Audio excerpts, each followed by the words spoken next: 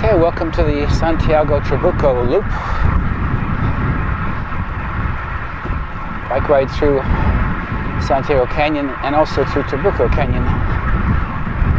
It's really a dual loop. It's nice and wide and full. The wider and thicker a loop is, the better it is for all of us. We get to see more and be a little bit less bored. It's very motivating to have these countryside loops. This is a real wildlands loop, one of the few ones we have, arguably the only one we have in this region.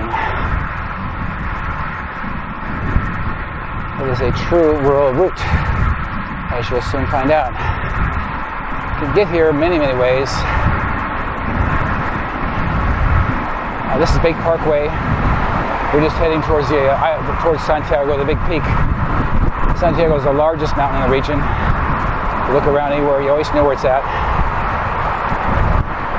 We start out, we head towards it because we want to get to as close as we can to it before we begin to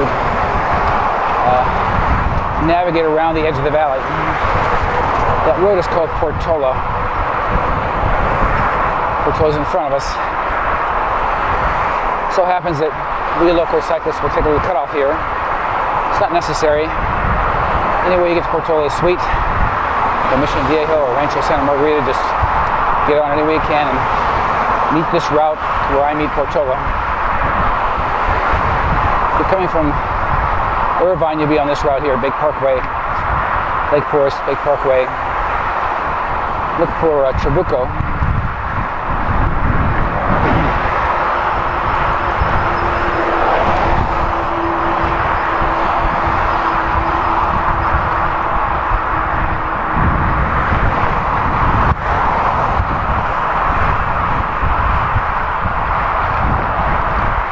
Trabuco ends here and becomes Irvine Boulevard on the left, heading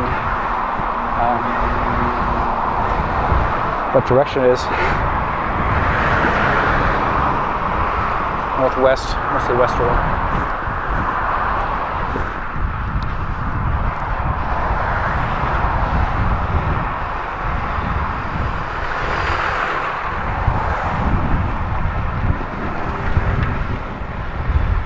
I simplify the directions quite a bit because orientation in this area is very difficult. The roads are all kind of twisty.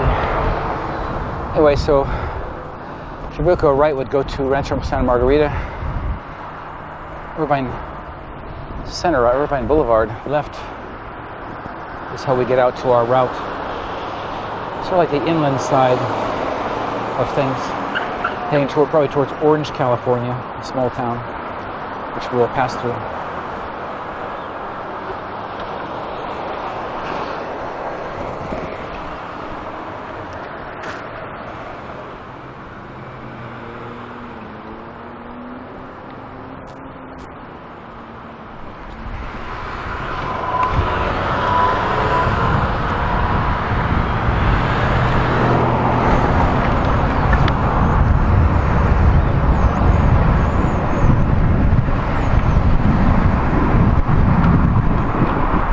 This route used to be quite a rural route already here, and they added industrial.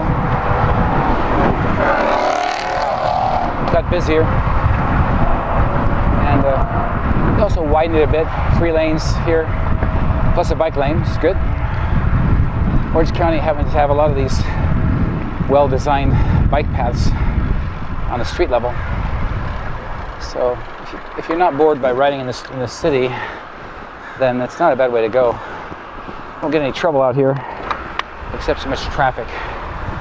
Cars are unpredictable in their behavior, so I don't trust them, even where things are well marked. Today we're going to stop at a monument to somebody who was obeying all instructions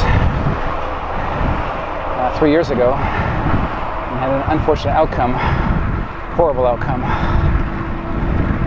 all from obeying instructions and being in the bike lane where we think it's safe. Cars are a problem. So the reason I recommend this route is because although we start out in traffic, we quickly get away from it Portola is not too busy yet. And then once we get into Santiago Canyon, we have a whole different ecosystem.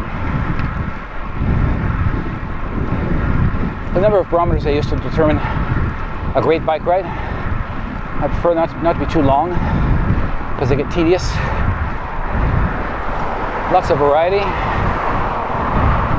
Biggest, widest loop possible. The fattest loop possible. No redundancy. And lots of challenges. The more the better, really. Ideally, of course, at 42 miles like this would be 4,200 feet of ascent to be really difficult. This ride's not on that level. It's about 2,800 feet of ascent, I think.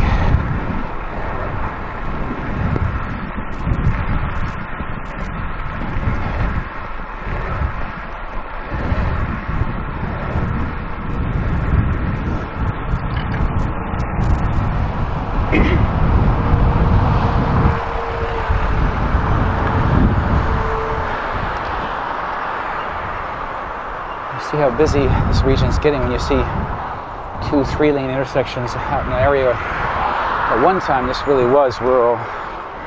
Now we have 3-lane roads going up towards the mountains here. Foothill Ranch is up there. We're just about a mile off the mountains right now. We're going to get very, very close shortly. Our goal is to be as close as possible because it keeps us away from the city as much as possible.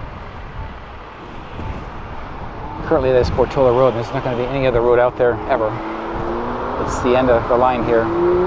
Parallels the valley around Irvine, Lake Forest, Orange, California. Eventually comes back around and hits Jamboree of all things. Jamboree is an interesting road. It cuts through Irvine, long from here, a long ways away. But it's such a sharp angle that eventually it comes and hits us more as we come around the valley. One end of Jamboree almost hits Turtle Rock, which is a completely different bike ride, all the way across town.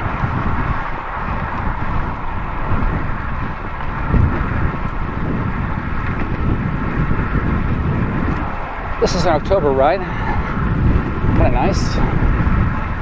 Becoming fond of these rides now that I'm doing them. Realizing how much maybe is a mistake to try to push the ride so hard in the summertime with all the light, get all the heat. So, just for recreation, I have to say this feels kind of nice. It's about 85 out, 82 maybe. A little wind blowing as usual. In this area, it's always crosswind. Don't be surprised or disappointed. It's just universally so.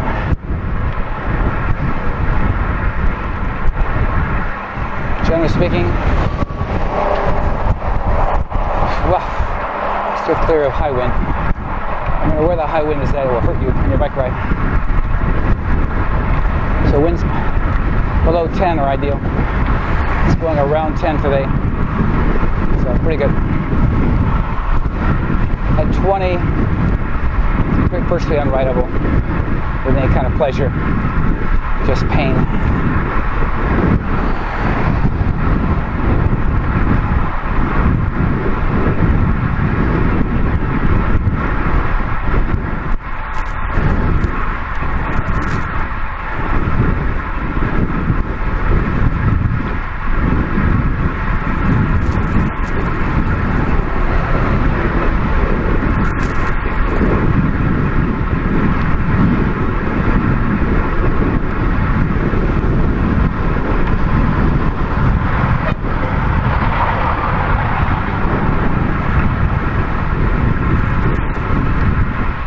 So just to show you the last 5 years I've ridden here, gone from having just farms and things out here, open land, to a brand new high school on my left.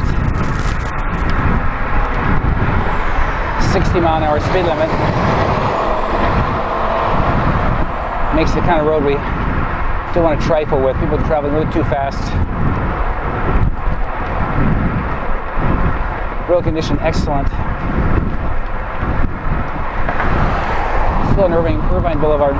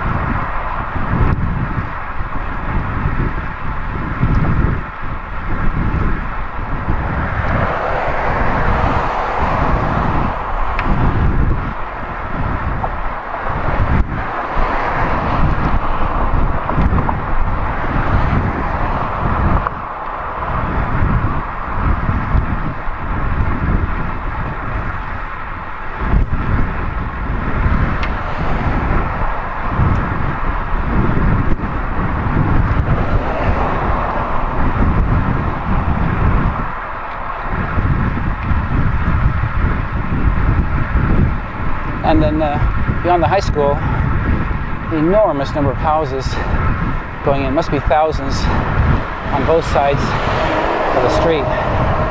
So God knows what's going to happen when all these people pour out on this 3-lane road, and then they pour onto either I-5 or 405. It's just going to be ridiculous.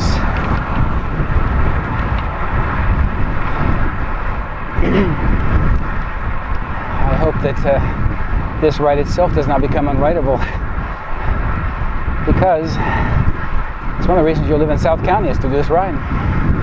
This ride will have triathletes on it today, who are super fit, and they will certainly be passing me.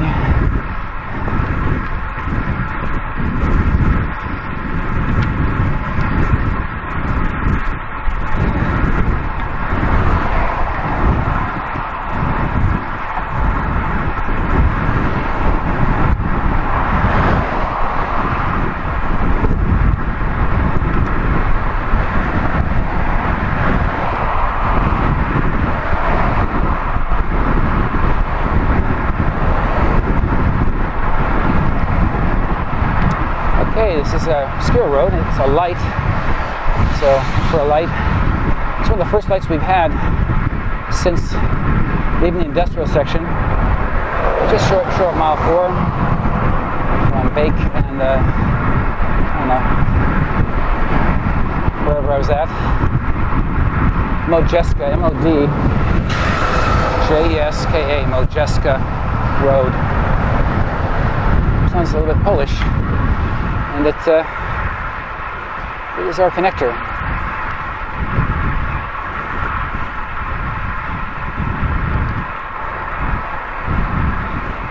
Inside Santiago Canyon, which is right in front of us, this is a mountain we can't get over, but inside there, where we're going to be cycling in a little while, there's another Modjeska, which actually signals the end of the canyon.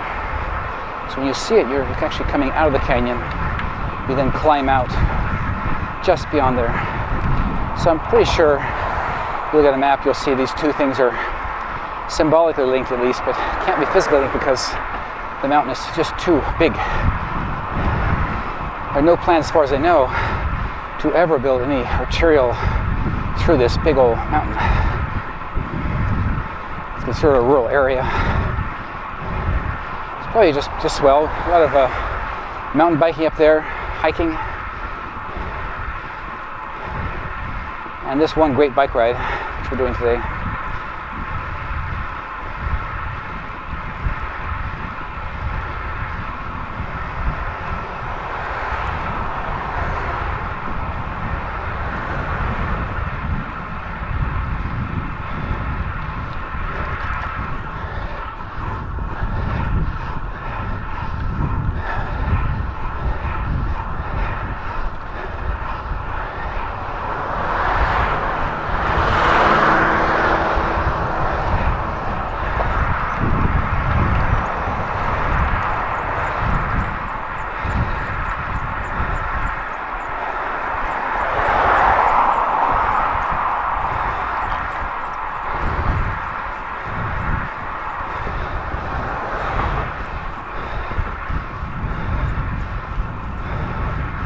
we jog out of here, probably not worth talking too much about the streets we're on because they're so obscure. Just bend left, Portola Springs. Remember, we're trying to get left and out, not right, which will return us back to where we came from.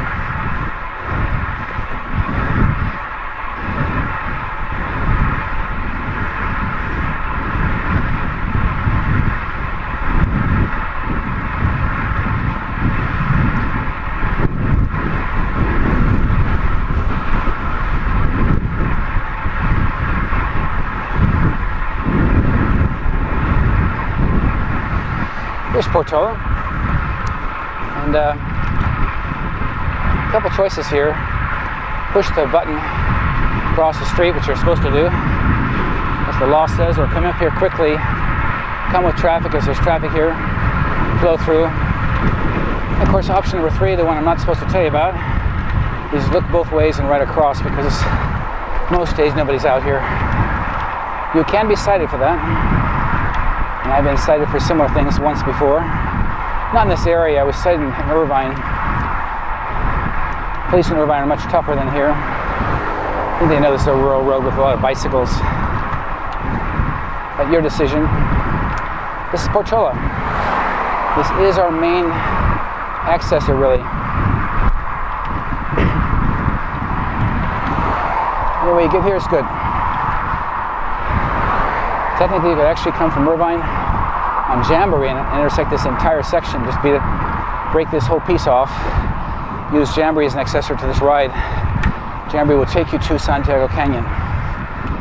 But I kind of like this part because being along the edge of civilization is a nice feeling. It's how we think of ourselves. We don't really want to be cycling in town a lot.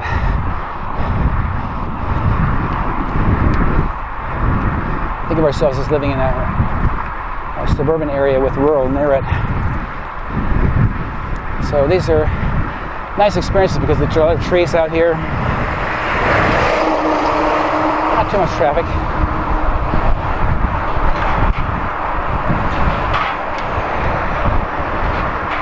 Unfortunately, we still have lights in this road, and they're subject to change. The more they develop, the more these little lights keep popping on us. Even 5 years ago, I could ride out here and never have a light. Hardly, maybe 1 out of 10 lights might hit me. Now people are always driving to the grocery store and in and out of suburbia here. So they kind of swallowed up this part of our trail, unfortunately. But pretty soon we'll start counting these lights. So I'll show you the last light we hit before we get into this wilderness. It's a big moment because one of the key tests of a bike ride, a great bike ride, is can you get free of traffic lights and traffic, both. The lights are a big one. Don't want to keep stopping and starting on a bike ride. I want to feel the flow straight through.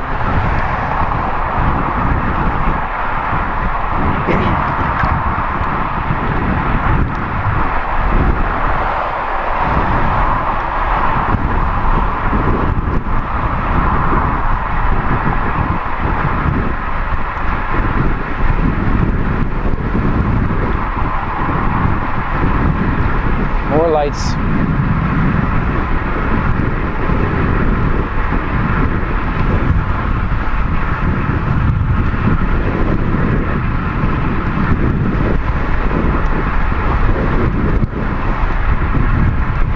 You look down here and see all these rooftops. We have just a little bit of altitude here, not much. Can't really see down into Irvine exactly.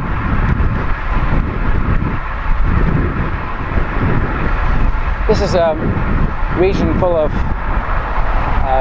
condominium communities, which I've never grown adjusted to, probably never will. The idea is you move into some place and you pay an association fee. They then harass you to death about whatever you do. Park your car in the wrong place. I remember one time One association, they would fine you if you locked your car and there was a beeper that beeped to remind you it was locked. If that beeper went off, they'd fine you $50. They never have friends over. If you ever had a car overnight, more than 24 hours, it was towed. Just a lifestyle I don't like. Plus, when you buy something there, you're only buying part of an association. You're not really buying a house with a plot. So, this is what we're seeing here. We're seeing nothing but one association after another. Very low private ownership. This is brand new right here too. Must be associated with a school, I think, where it's just a regional recreational area. Brand new housing here.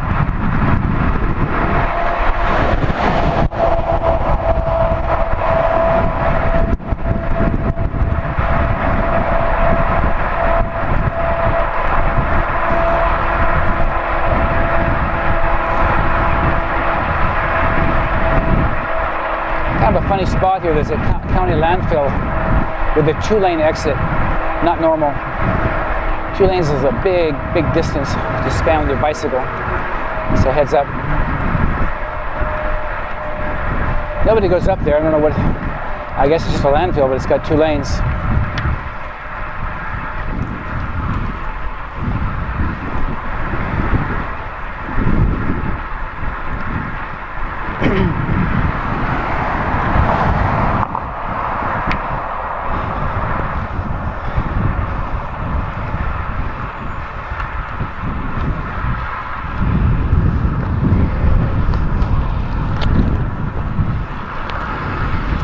Whoop.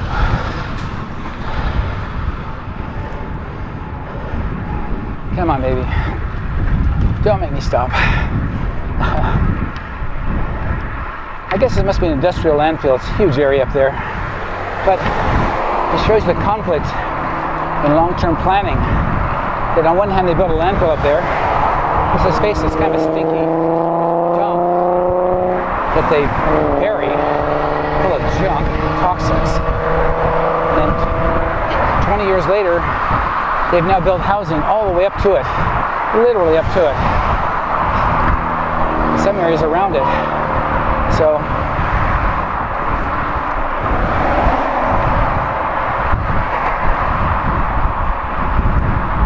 you're living near a dump.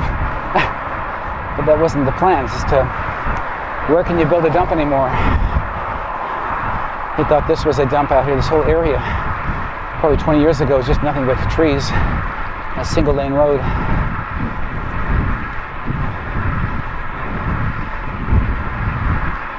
One of the few last farms left here. I'd love to see these kind of things. Love farms. Love the moisture, agriculture, the smells. Great stuff. There's a police officer.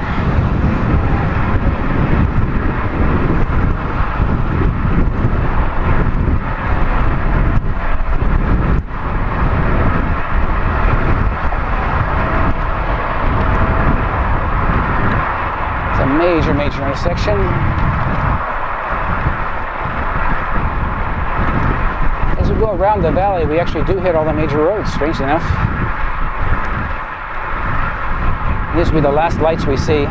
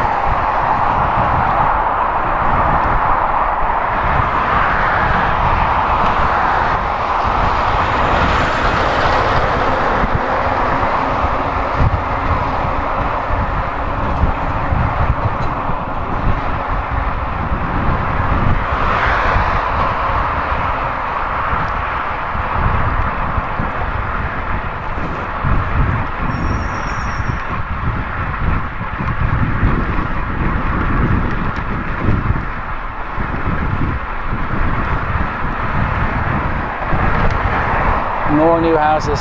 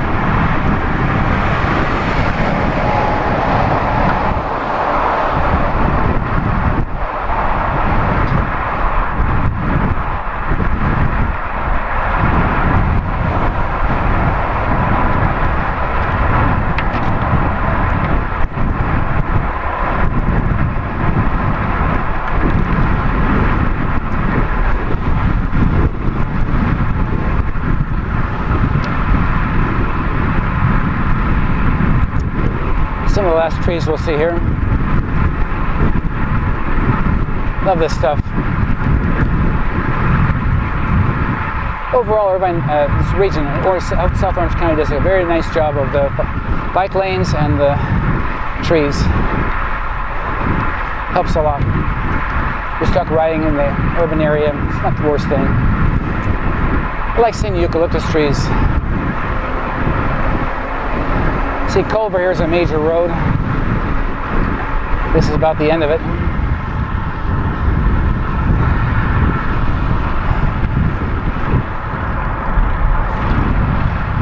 Go that way, then you can reach I-5 first.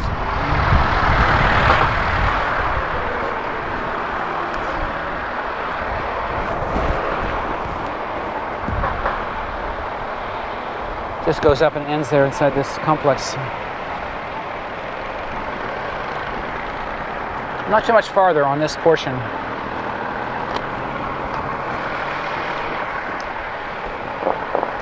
The edge of suburbia. Also tends to get a little bit warmer as you come around here. Get a little crosswind when you're in Irvine. And you get a little more isolated on this road and on Jamboree. The temperature goes up by about 5 degrees most days. And it's happening right now. The direct sunlight's actually quite warm. Feels like about 85. It's October 3rd. So it's a fall here in California, but pretty warm temperature. Which is why it's magic to live here and ride here.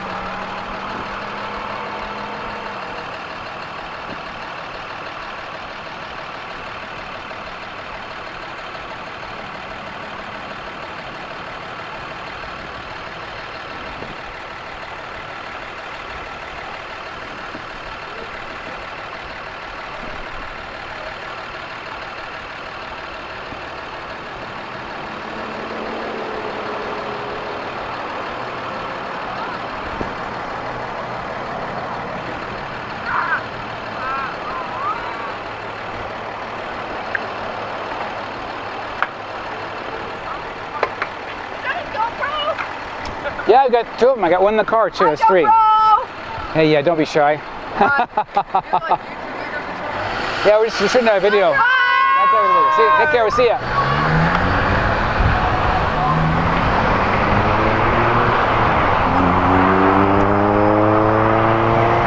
Everybody knows GoPro.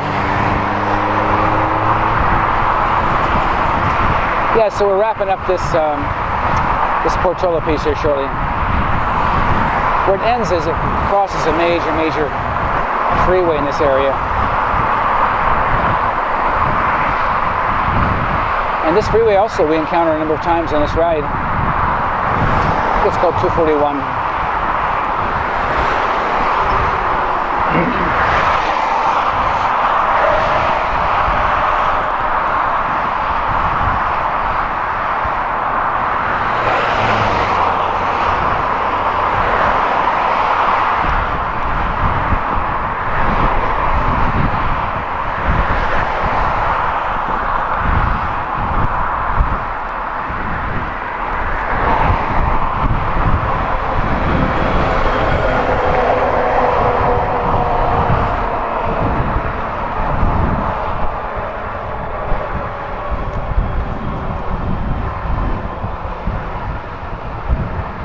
Oh, 261, several of them, 261, 241, and that actually enters, one branch that enters Santiago Canyon a little bit later on.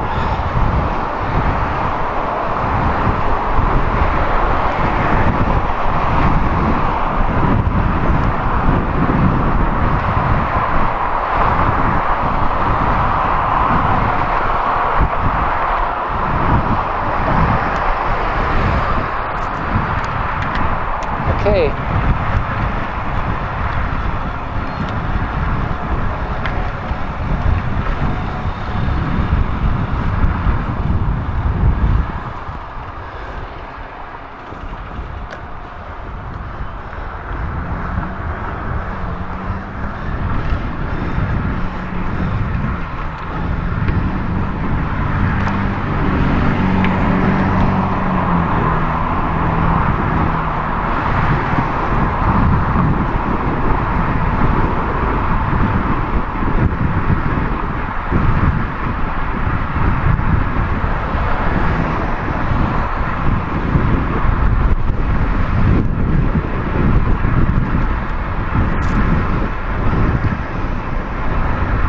Very nice time. Must be a benevolent wind today. If you wake up feeling good, you're going to hit this in under 33 minutes, which I just did. 9.7 miles. Okay, right turn, Jamboree. It's the road that does go back and hit the mountains that are completely unrelated to these. The coastal mountains. Different angle, different direction, different shape. Right near Jamboree is, what is it called? I'll think of it. It's the Newport Coast Ride, which we also have not shot. Turtle Rock, Shady Canyon, places like that are all over there. But when you're there, you're not conscious that the same road can go so far and do so much.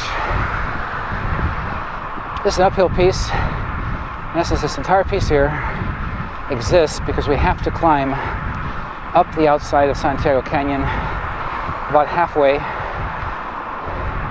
turn right, and climb the other half in.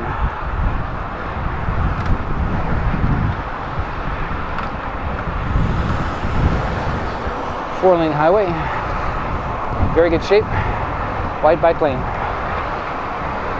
Now the lights are getting more rare. Here's the light, don't really have to do much with. It's for the fire station. So in essence, we've kind of left behind the lights, traffic lights. Let's challenge ourselves and see if we find one more light that we have to obey. I think we'll see one right turn light. One light will disobey. It's rural. Nobody cares. But by Santiago, we can run through on the right turn. That's it. So no stoplights, see. And that's what makes a great bike ride. This is the fun part, about 10 miles in. Very gradual climb here. Virtually every day I've ever been out here, we've had a tailwind pushing me up this mountain.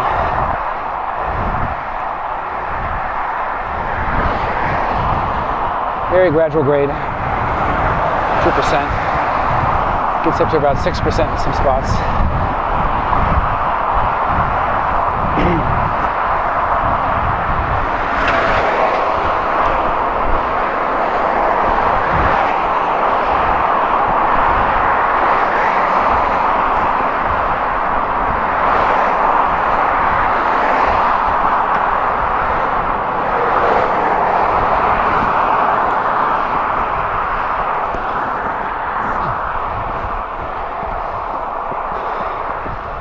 A lot of sunlight, so if it's hot out, this will be one of the hottest spots on the ride for you. It doesn't make any sense, but it really is. Just an exposed hillside, and it boils.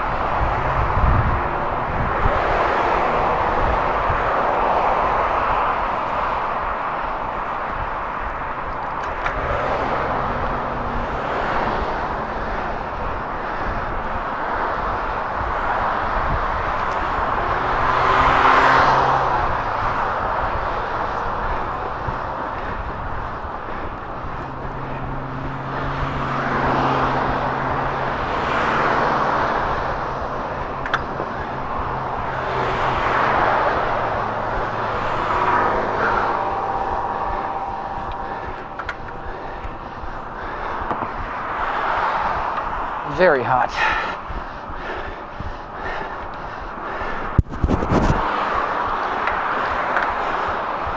Whoa, warm.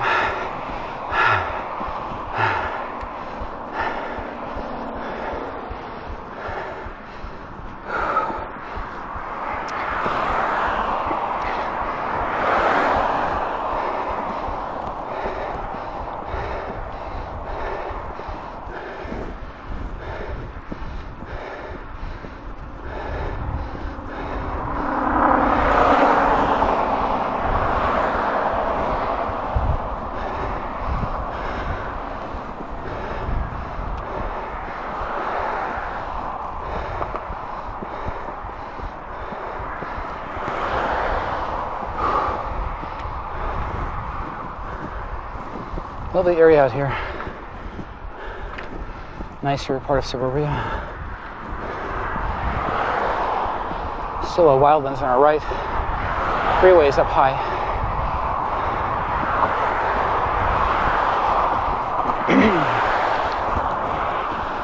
Paralleling 261.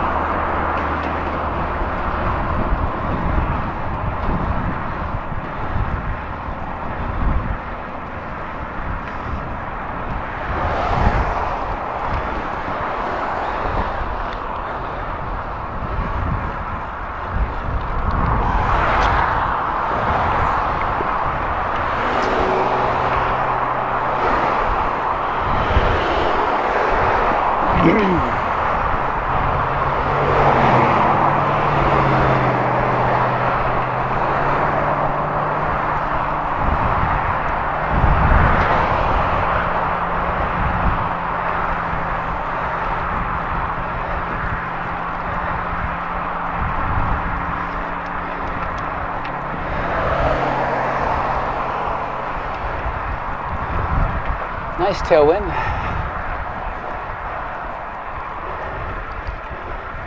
Great luxury. Nice short piece.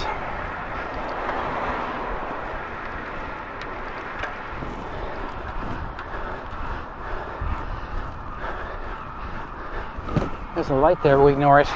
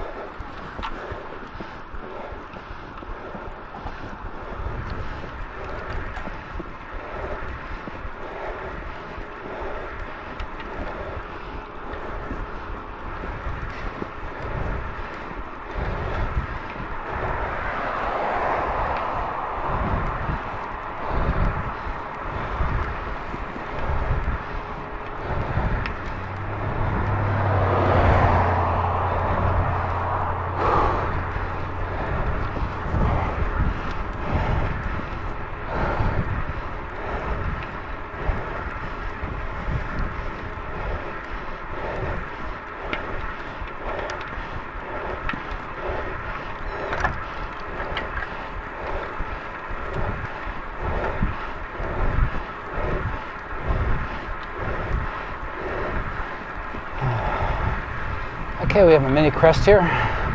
Reached a bit of a high point. We'll roll in the Santiago Canyon, at least to the entrance. And then we'll do the second half of this climb. We are at 600 feet in altitude, thereabouts, maybe 650.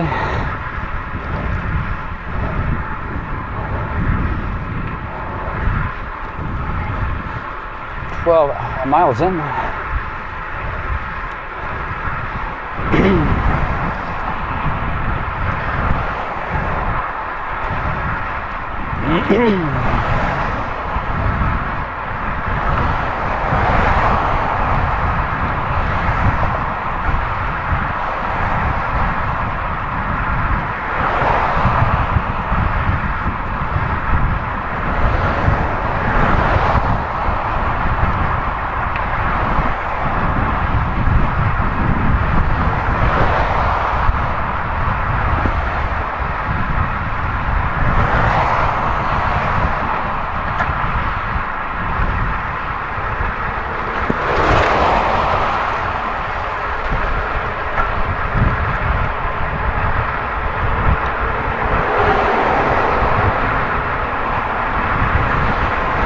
Okay, rolling down. Nice little breather.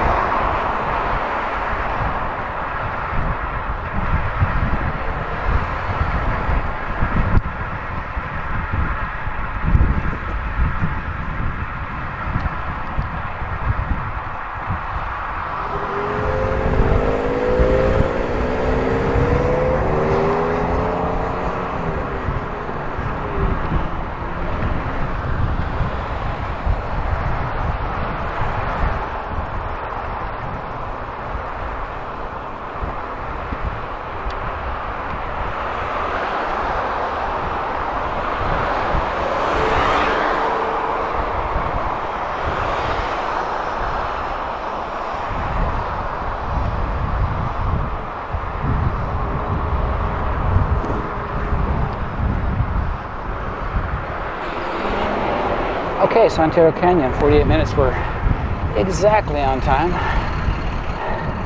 Hard to believe when that happens. This is basically half of an hour and 37-minute count to the conclusion of Santiago Canyon, which is basically called the Twin Sisters. Two mountains, or two passes that occur right after each other.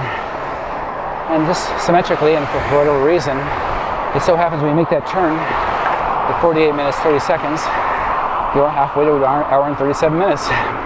It's one of those happenstance things, but it's a big old marker. First time you come into Santiago Canyon, quite intimidating. If you're not loaded with water, you stop there behind me at the Chevron or the Taco Bell, whatever it is, and they'll gladly give you water.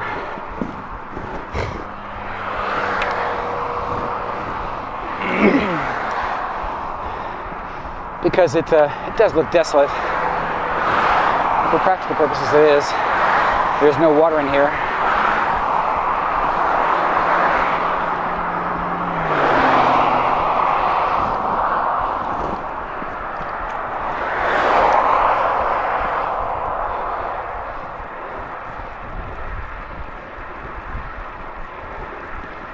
I never forgot the first time I came in here. It just looked like leaving California and going to Nevada. But I've done this ride about 150 times now, so I have all my ride times down, the minutia. Pretty much tell how the wind is blowing, how you feel, what your time will be. The turn at 48.5 means we'll be riding this ride in about, 2 hours and 42 minutes. Depending on the return wind, it might be as long as 2:45.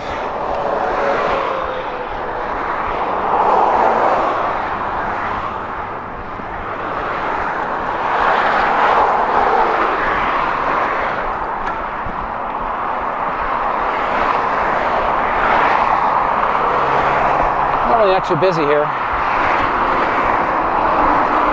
It's not quite the wilderness area yet because we have yet to reach the freeway entrance. For some reason, I have to go like 1.5 miles up here, a little over a mile maybe, into the canyon before hitting this probably 261 entrance. The same freeway we crossed on Portola has now come and tapped us up here. Virtually all the traffic will be between this area back, going behind us to Orange, the city of Orange, behind us. To our right, Irvine, and outlying areas. Now we're getting a little bit of altitude. This is the lip of Santiago Canyon. We really are halfway up. That's what Jamboree was all about. This is the second half.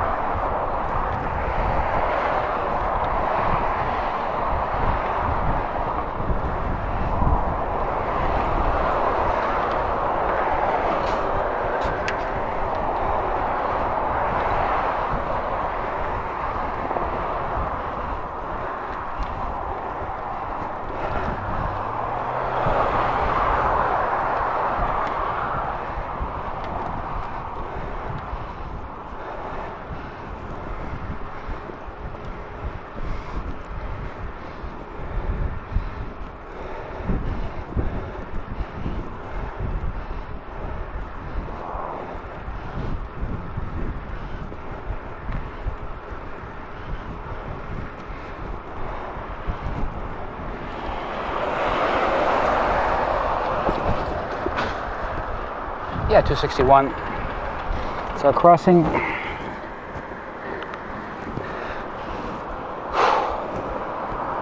Yeah, good.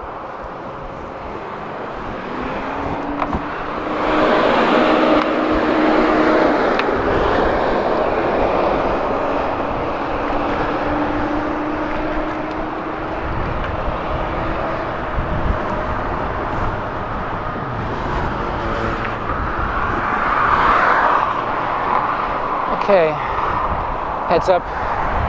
These are freeway entrances. 241's also here. 241, 261 both join. Beyond this is our rural route. Really the beginning of our ride, 14 miles in. Begin to what we really call Santiago Canyon. There's just not much to do here, except drive the entire length of the canyon, or cycle it.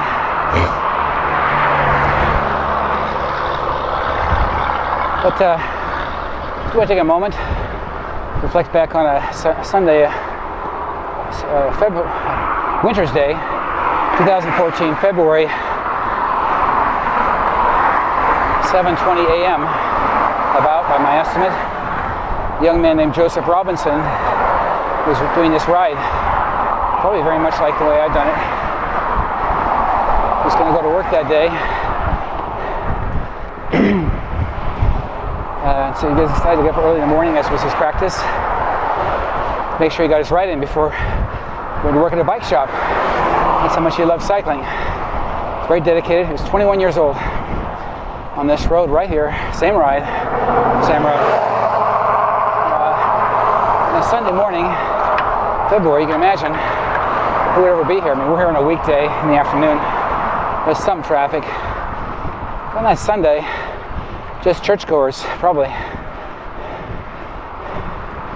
But unfortunately for Joseph, on this particular Sunday, being the day after Saturday, certain parties, certain young people were out getting drunk and tweaking on methamphetamine, apparently. They're both high-end drunk. A young girl was driving a car, high as a kite. So 7:20 a.m., there's Joseph Robinson looking around. There's a shoulder here that's 8 feet wide at least. Like me, right in the middle of his shoulder, like so. We're above all the freeways, so no person would ever have a reason to be on this road except, I don't know, if they lived up there somewhere. Nobody lives up here really. Probably was still as night. Probably nobody was here. But as he cycled, did not notice the oncoming car. Of course, just now we're seeing cars approaching me. I hear them. Should I jump off the road each time I hear a car? No. Joseph is experienced. He listened for trouble. But for as far as he knew, this ride here, pushing the hill, was as normal as any time he'd ever done it.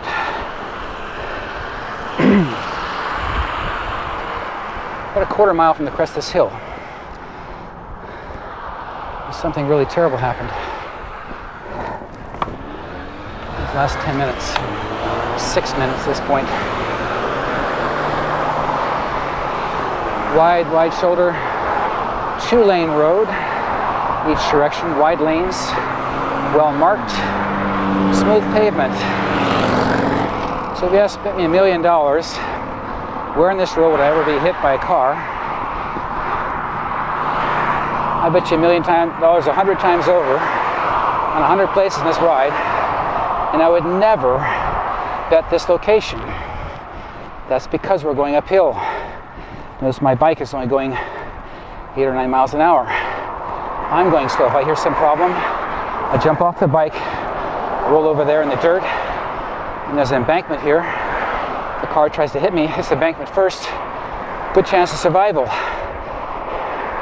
Also going uphill, the car has to slow down. You have to gun a car to go uphill. Most people just don't do that. By the time they realize it's a hill, their car's gone at about from 65 to maybe 45 miles an hour. So everybody is going slow on a wide road with a wide bike lane. And there's a road up here that exits right but goes nowhere. As far as I know, it goes, just stops. From all the stories I've read, Joseph Robinson was right here, 7:28 a.m., 2 minutes from this location. The car was approaching from behind at Mach speed.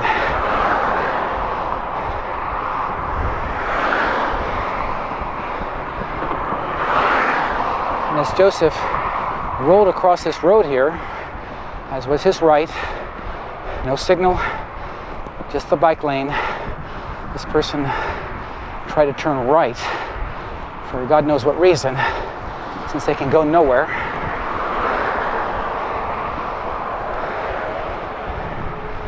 Just about here, in front of us.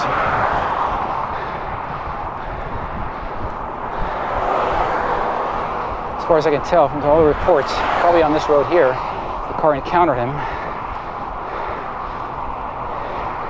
and struck him so hard, he flew up to the windshield, broke the windshield.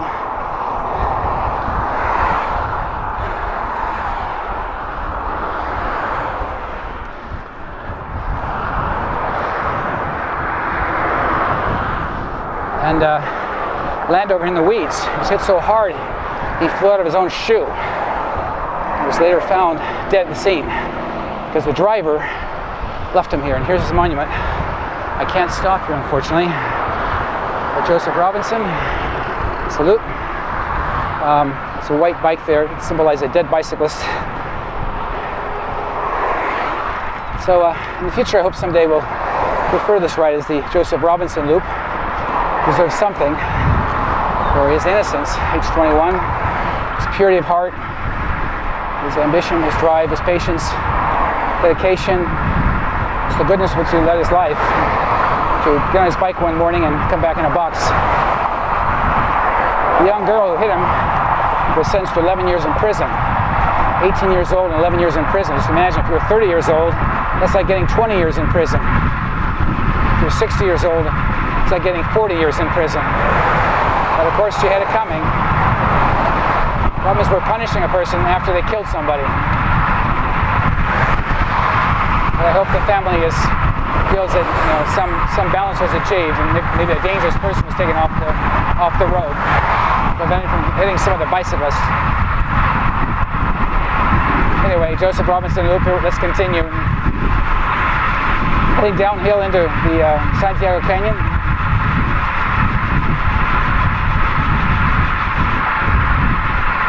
Nice descent.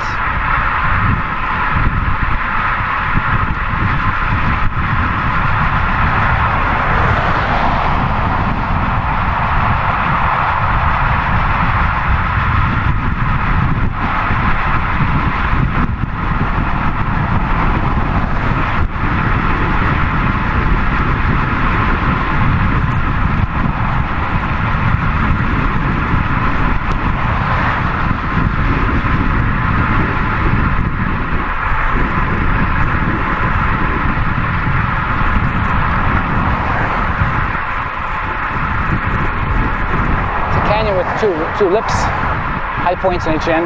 This one's not too high. We were at about 1,000 feet there. The other side's about 1,400 feet.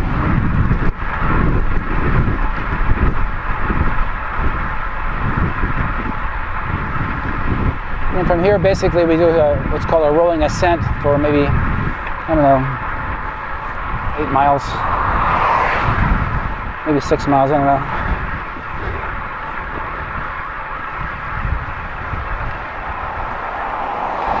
Some little rolling hills.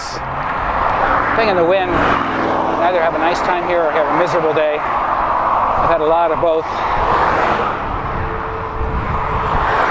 We're passing Irvine Lake on our left. It's a marshy lake. Even after a year of good solid rain, it's back to being a marsh again. I don't think they ever planned out the water, how the water gets fed into that lake and how it's stored, because it always seems marshy to me, but people come here and they go fishing Pretty popular. No settlement though. Nobody living on the lake.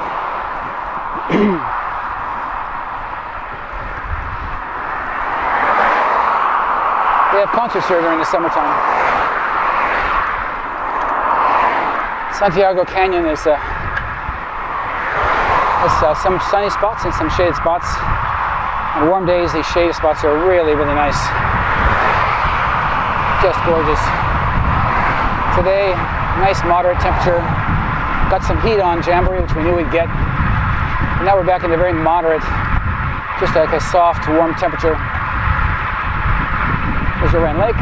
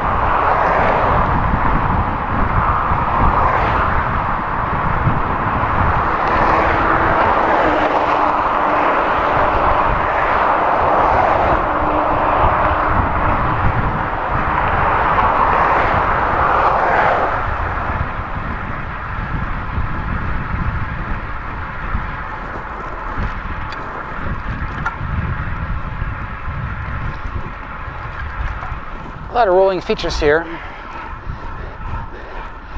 You might think of a canyon as a flat area, but they almost are never this way. They're more like Santiago rolling hills.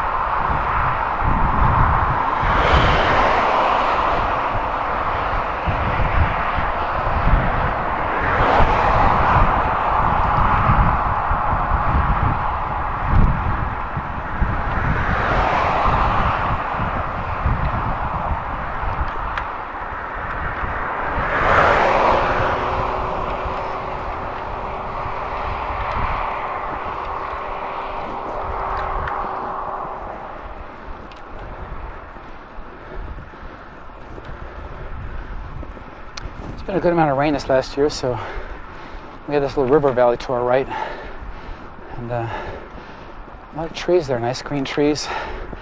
Normally it's really dry.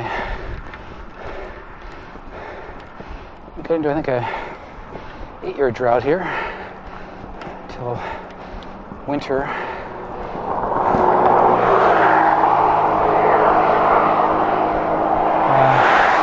It was raining actually since November, and then February it hit really hard, and inundated all my favorite bike rides in California. Big Sur was wiped out. No Big Sur ride this year. They lost at least a year of tourism. Santa Cruz, Los Gatos, devastated. So the desert here, it's just a bit different. The flow is rare, but it tends to flow off the surface and get proper resolution. Just not close enough to any mountain, to snowbound mountains to have it get overloaded.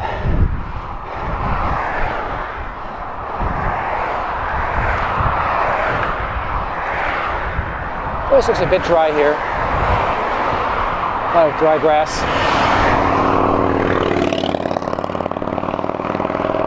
But, there is a river down there, right down the bottom. The water is pretty much on a water table inside there. You can hardly never see water there.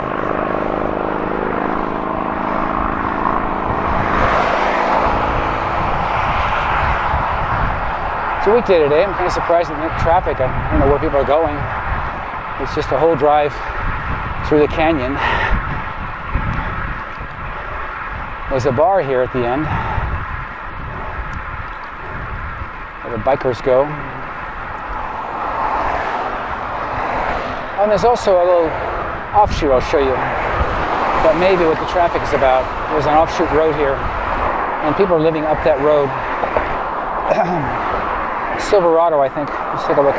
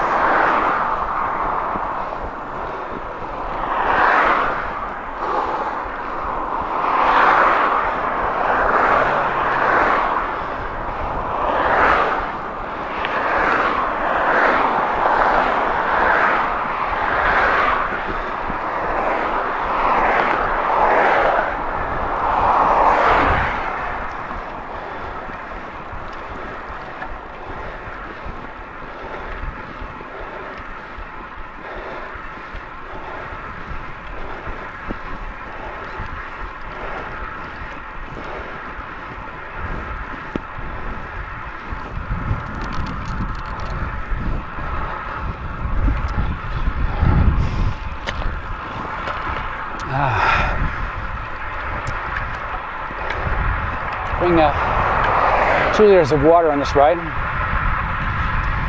a hot day at 90 degrees, you'll need an extra liter.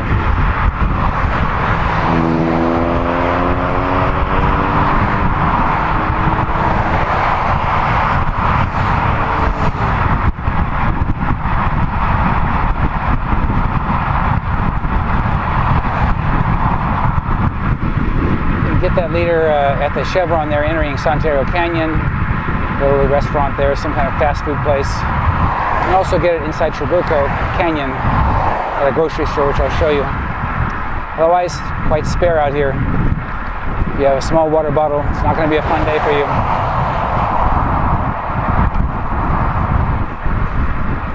Okay.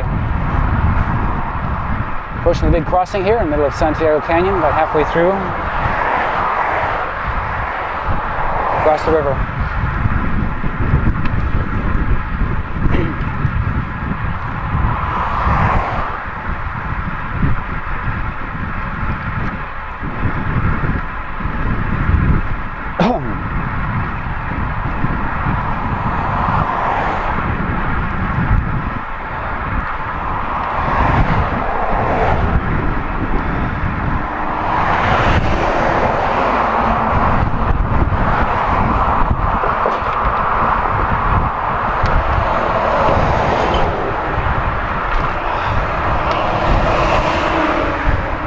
And we have the departure to a bike ride. That was a loud pop.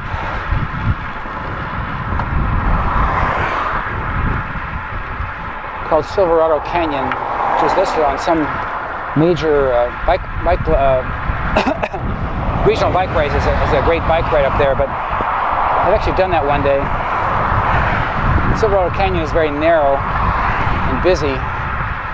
Lots of driveways, cars parked there. So for 4 or 5 miles, you have a kind of a miserable ride.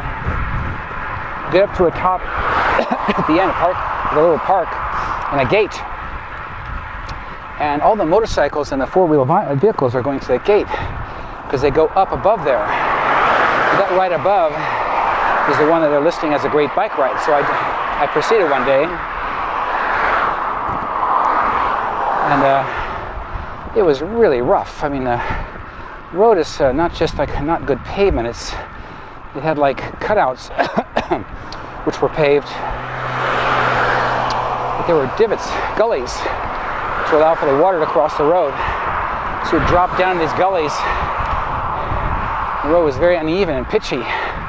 So if you try to climb at 8 or 10%, you're fighting the road every inch of the way. Got up to about 3,000 feet, way above here, twice as high as here, easily over that. We're only at 1,000 feet, probably 3 times the altitude we were here. And the sun hit the mountains out there, and I realized the sun was going down. I got panicked. I turned around and tried to race out of there. But the road was so uneven, I couldn't descend with speed. I had to jam the brakes on the whole way down. It was a very unpleasant way to descend because you hurt your hands. So, can't really recommend Silverado. Unfortunately, one of my reliable sources, a guy from Chico, California, is one who referred me to that. He's got a great blog listing all the top 100 rides in the West Coast, and that was on it. Maybe for a mountain bike someday. I'll go try it again. Also, if you try to do a ride like this where you're already climbing 2,000 feet, or nearly 3,000 feet in 42 miles, just bite off an extra 2,000 feet of ascent is not the smartest thing to do, because you get tired and hungry and you lose your daylight. It's almost like 2 rides in one, so maybe you want to go do that with your mountain bike. Either just get a ride up there and start from the gate and make that your bike ride, so you're just always safe, you're out of the way of all the traffic. Or do the whole ride and bring a meal, or stop and get a meal and get fully loaded with water, and then just plan on spending at least 2 hours ascending because of all the bad conditions. It's not that bad, just it's hard to manage on a touring bike. I didn't know how high it goes. I think it goes to 3,500 feet. Santiago itself, I think, is at 5,500 feet. But it's hyper isolated up there off a fire trail.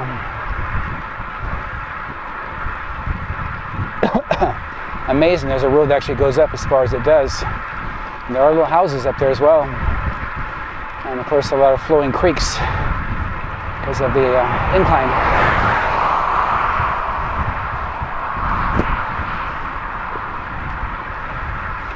For us touring cyclists, this is kind of nice. It's pretty civilized.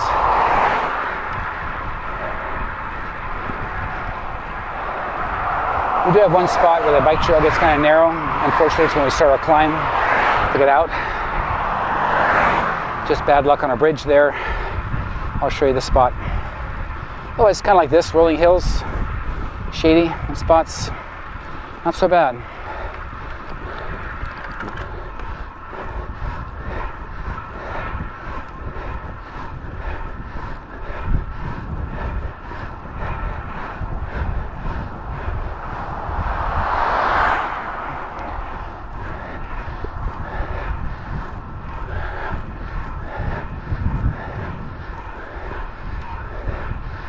There's that dry riverbed.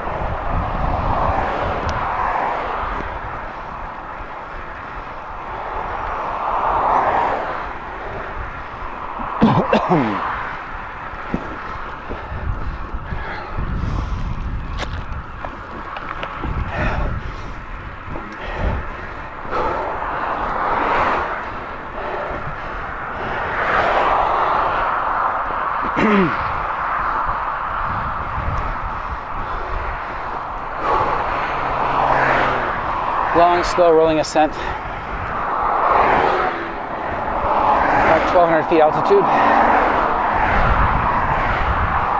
Certainly we're above now where we entered on the other side.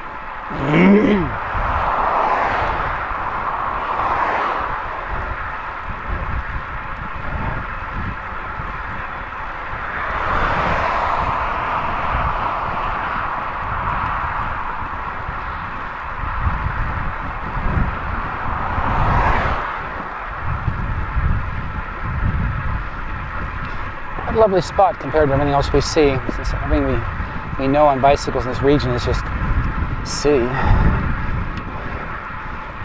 This is one of a kind bike ride.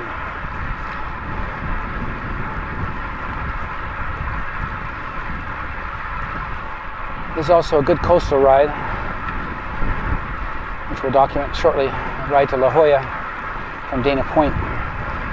Show you more or less what's going on with the coast. It's another place we can go, and a few spots anyway. You can see, I can feel like this where I feel like part of nature.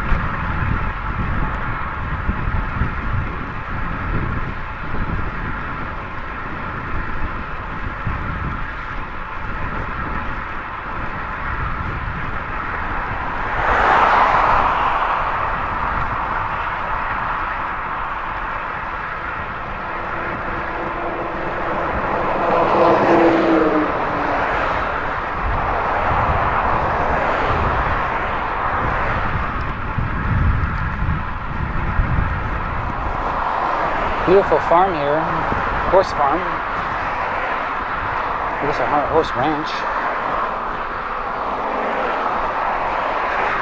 I guess they have regional riding here. I know they've got places where you see their horses. A lot of horse pens there. Big old estate there. So the last things we see in Santiago Canyon is this big estate. What's it called? The Jackson Ranch. Must be a famous old place.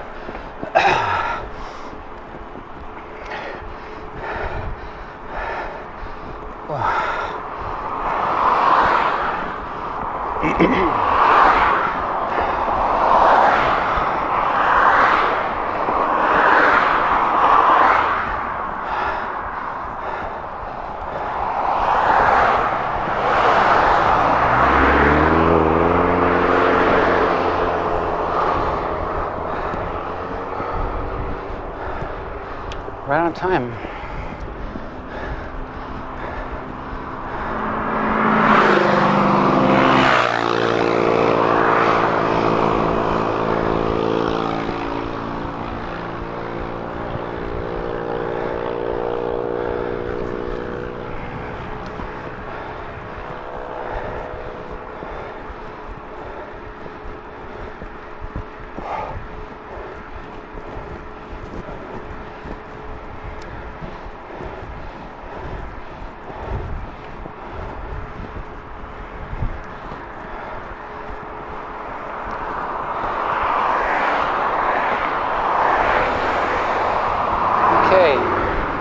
First crest,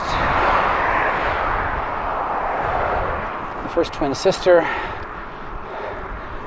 23.6 miles, 1 hour 34 minutes. It's very good if you crest here and you're averaging 15 miles an hour for the whole course, you're on time. It's a low average, but quite a lot of climbing. We climbed 1,800 feet or more, probably 2,000 feet at this point. My altimeter is not very good.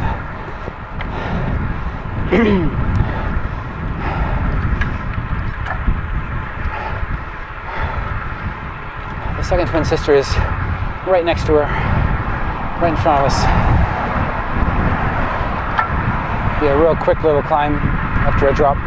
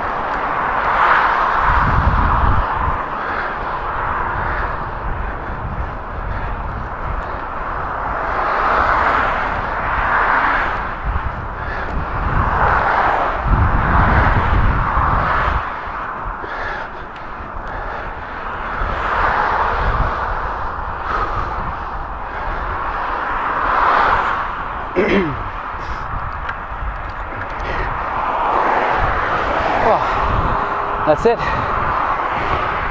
1 hour 36 minutes.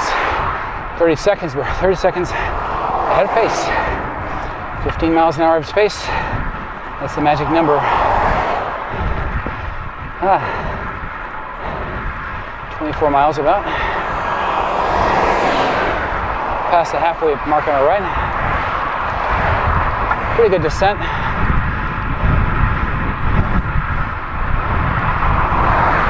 Descent with speed.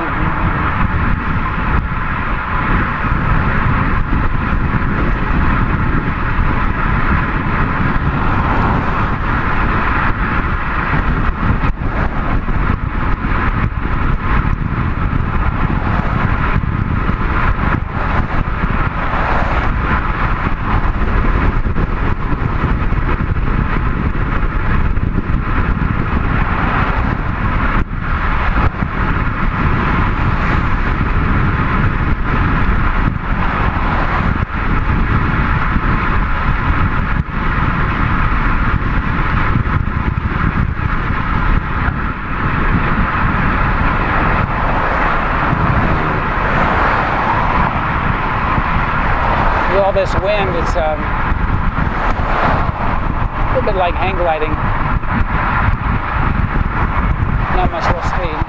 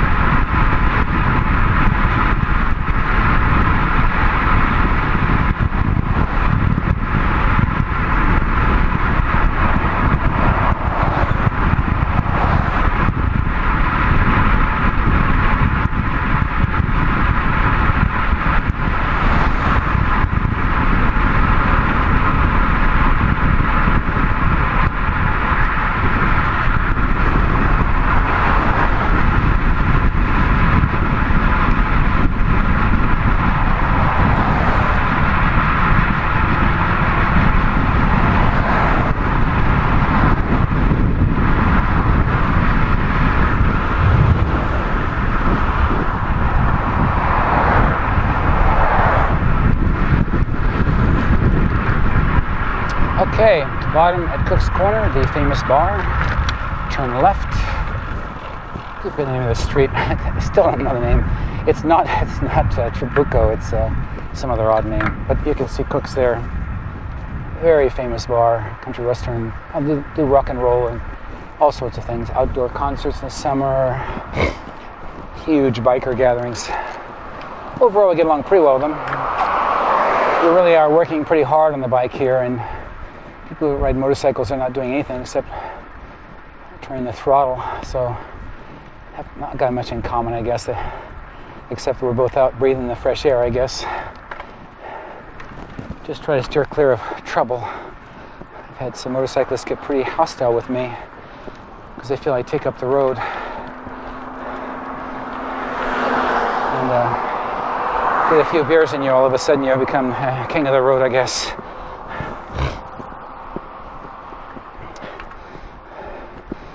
Trabuco is a good little cycling challenge because after all the work you've done, I feel like you've got this thing pretty well knocked out and it hits you right in the face. It's about a double ascent in terms of intensity. Just this little entrance here is nice and steep. We roll a few times and then we hit this big old ascent. We end up climbing back very near the altitude we're at the top of the Twin Sisters. But it happens very quickly. Something like a 12 to 14% spot there, I think, in one upper location near the top.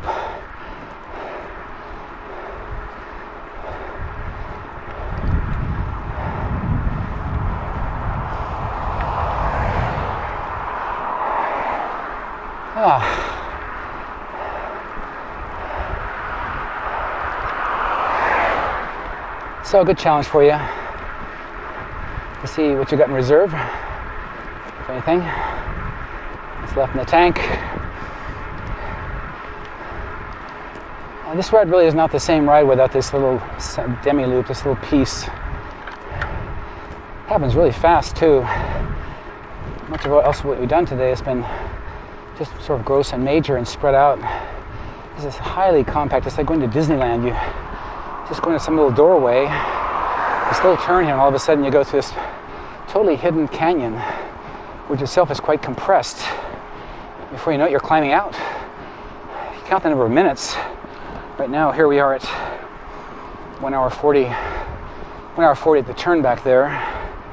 But within 25 minutes, we'll be all the way out, in and out of this canyon. all the way up, all the way down, all the way through, all the way up, all the way out. 25 minutes.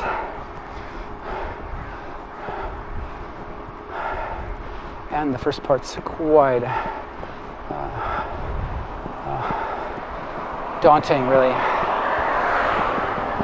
Discovered that no matter how hard something is, if it's short enough, it's manageable. And that's really the lesson here.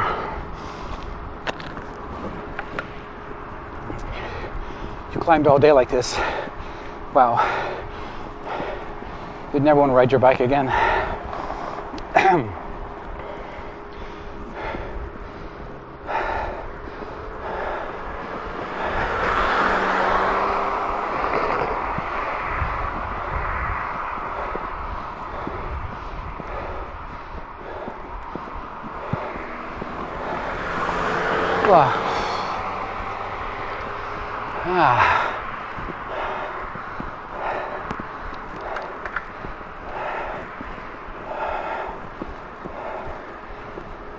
When in doubt, throw in some more RPMs, give yourself some more leverage, turn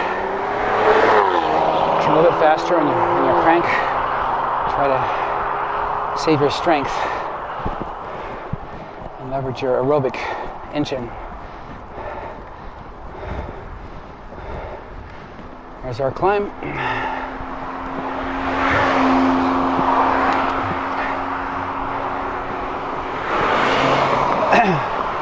Gotta say, for a weekday, I don't know why all these calls are doing up here. I just don't get it. Honestly, it's not rush hour. Not yet. Where in the world are they going? Do they all live in Trabuco? But still pretty quiet road overall. We do have a descent coming up. That's really a mad mouse. Reminded you of that amusement ride. It was always kind of small. Because it's so small, they did a lot of corners. Real abrupt corners that went really fast. Kind of got whiplash. I think eventually they made it the ride illegal. This is the Mad Mouse descent here. You'll see shortly. You struggle and you crest. You're tired, and all of a sudden the bike just sort of falls out from underneath you. You're going 45 miles an hour through a shaded area covered by trees.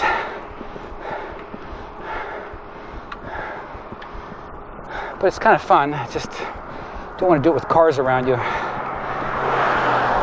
Some weeks back, I saw an emergency vehicle pass me here. And apparently 15 minutes ahead of me, thereabouts, some person, without striking a vehicle, or I'm not sure what he struck, maybe a tree, or he did something like slipped his car off the road, got into a spin, the car flipped upside down and continued spinning. And when we eventually got by it, after the jaws of death got in there, they'd pulled the engine out of the car, pulled the car apart, pried him out using the jaws of life, and I saw him get removed, and then went by, and the car was like a little one of those cars that went through a industrial masher, where they crush cars into metal, the blocks of metal. It looks just like that, all from one accident with no other vehicle involved. So this downhill here is just a bit dangerous in that sense, especially in traffic. So heads up. I have a trailing vehicle. It's going to shield me today.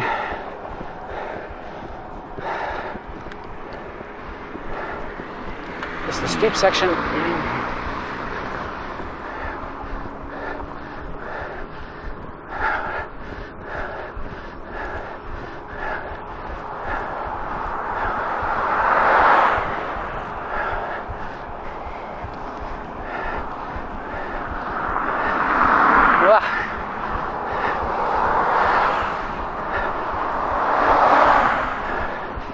Ah. 11%.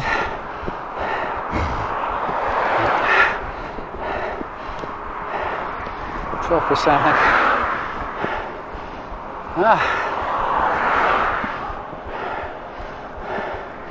There's the top. listed at 1,400 feet.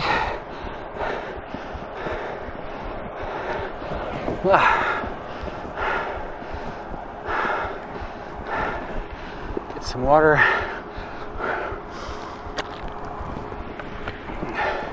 Zip up.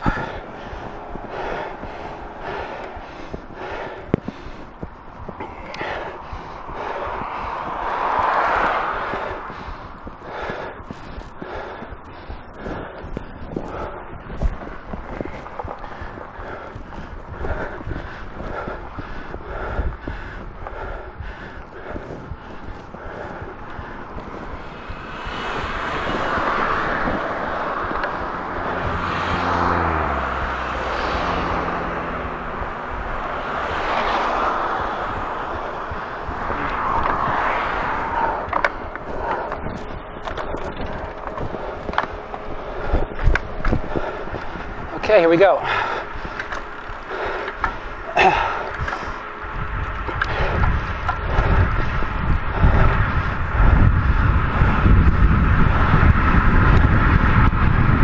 Descent with speed.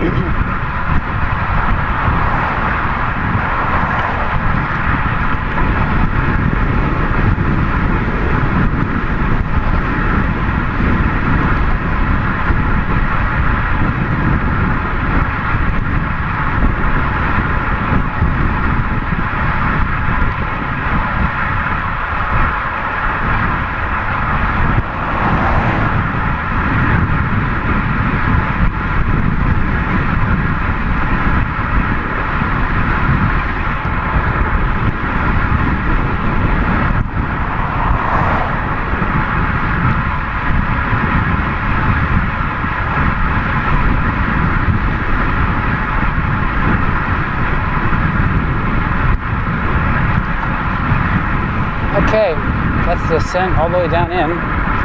Just lost about 450 feet. Even more. 500 feet. Good little drop.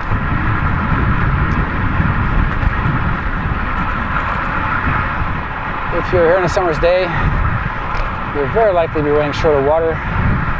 So there's a grocery store here on the left I'll mark out for you. There's even a bike shop right there. I just noticed the Path bike shop. I didn't know about that at all. It's on the left side here. It's a very small town. It's like there's a park here on the right. It goes on for most of the town. You see horses out here a lot.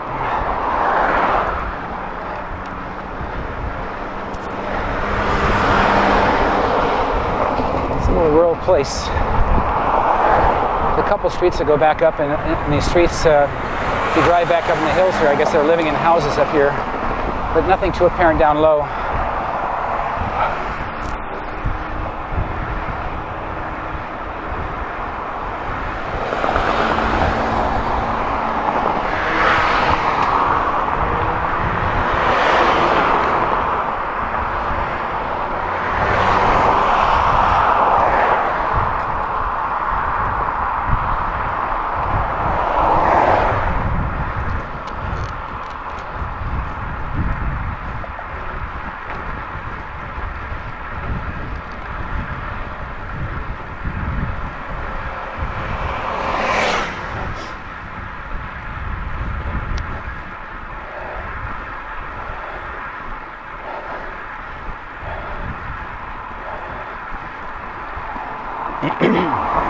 Lost our bike path. In those more remote areas, there's virtually zero chance of ever having a bike path.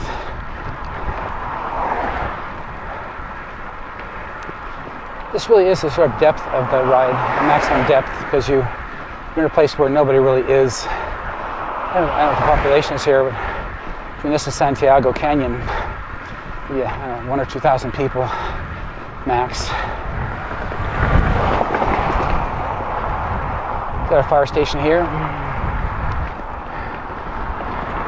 They do have problems with fires up here because of all the dry brush.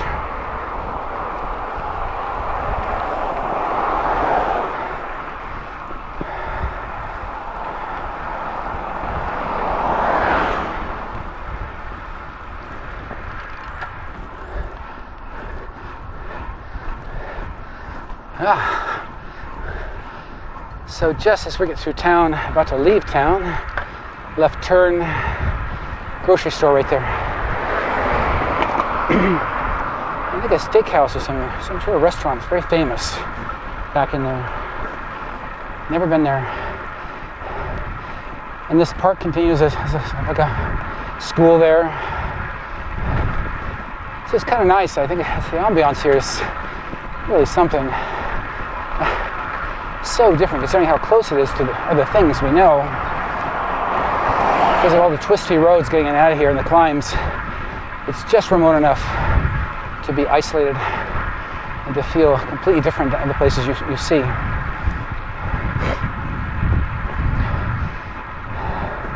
Horse Corral, Orchard, and there's a bridge which is flooded all winter long. Why they would build a bridge? By dipping down so low that if the river's even normally high, it just runs right over the top of this bridge. One time I had a mobile home come by me on this bridge, and there was no room. That was a scary moment. There's no protection here. I'm gonna gear down. Low gear. I'm gonna get hit right in the face here with this climb. Steep piece here.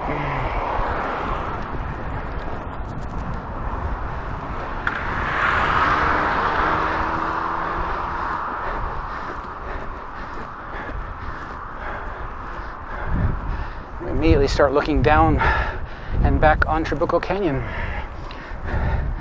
as we climb out.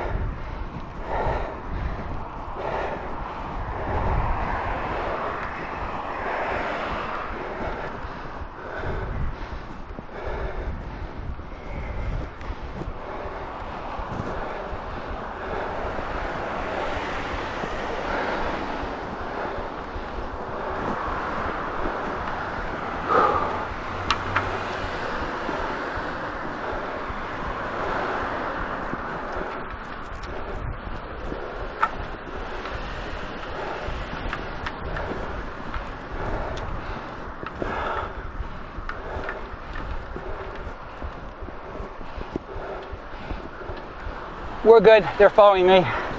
Thanks.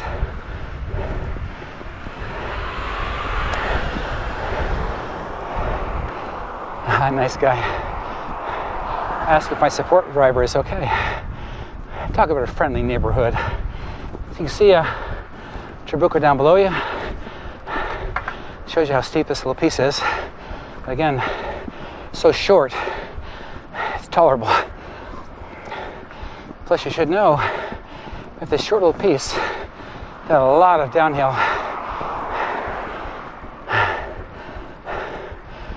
Ah.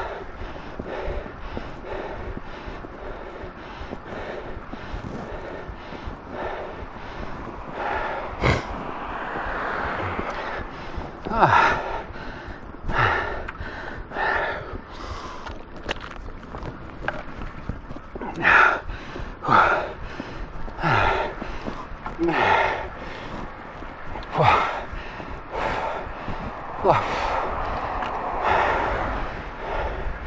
Lovely shade.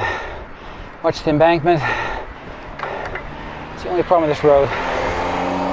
Well built, no shoulder, and very steep embankment. Go off that thing, it's not going to be fun.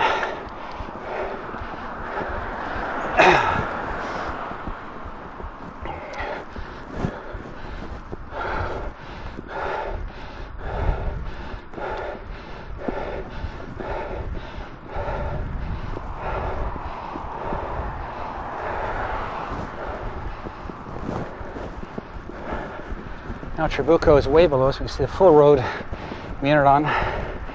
Very dramatic scene. Returning back to the community of Rancho Santa Margarita and its various suburbs, all of its housing complexes. And the way you know that is this road quickly ends. You see a sidewalk. Not a bike lane yet, but a sidewalk right here. So this is really just Rancho Santa Margarita. Big change. Bam, bam. Just like Disneyland. Go through a doorway and bam. Fairy tale town, I don't know, someplace. The Wild West. Ah.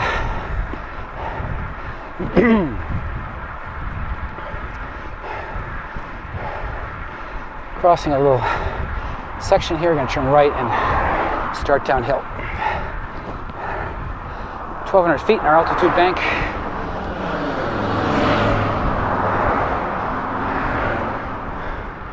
Though sometimes we get a headwind on the return on this ride. Tailwind up Jamboree. A slight side wind. Hit my right shoulder through a lot of Santiago. Kind of helped our time out. Generally, you have good luck through the ride. The last part of the ride is kind of windy. It's kind of a take-back time for the wind. It takes back what it gave.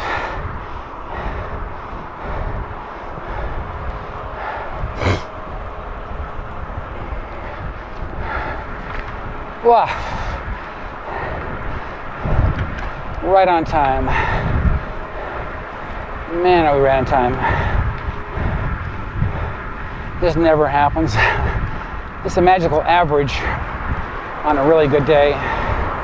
We've hit every benchmark. We turn down the hill here. The 206 is what we're looking for, and we're going to hit it.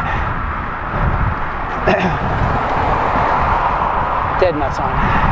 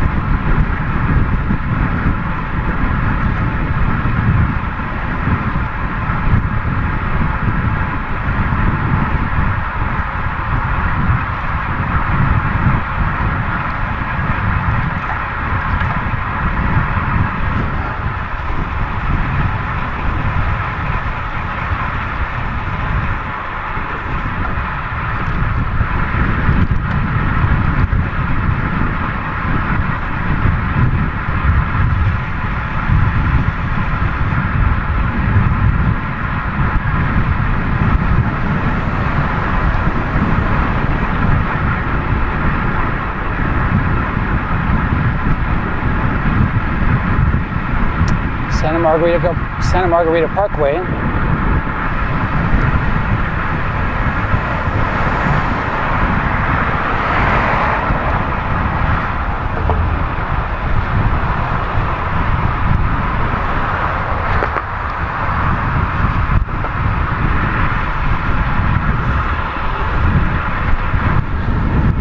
Inside of 206 to a 520. Wow.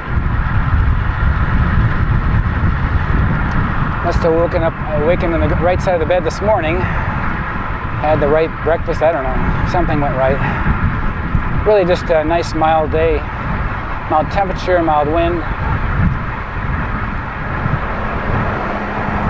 It's a major, major arterial now. Sort of back to the suburban idea.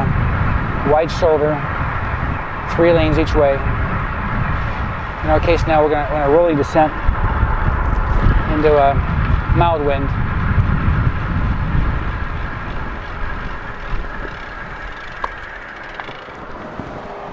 Good.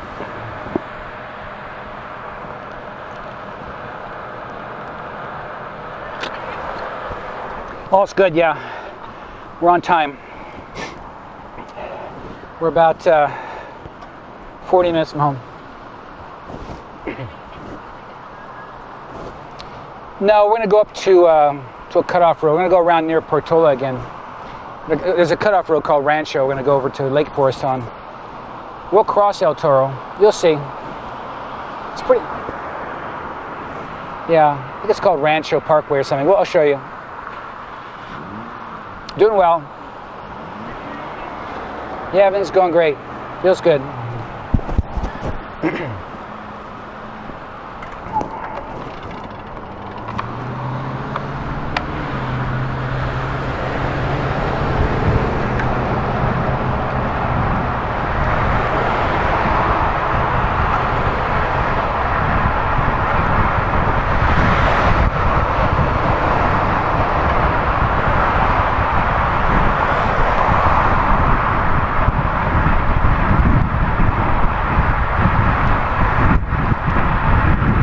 Not a terrible wind, moderate. The flags are not flapping too hard.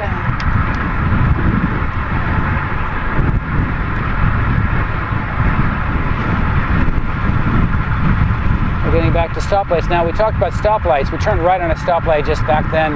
That's a freebie for us because it's a right-hand turn in California, so no real stop. This is the first stoplight we've had since approaching on Jamboree. In fact, since before Jamboree.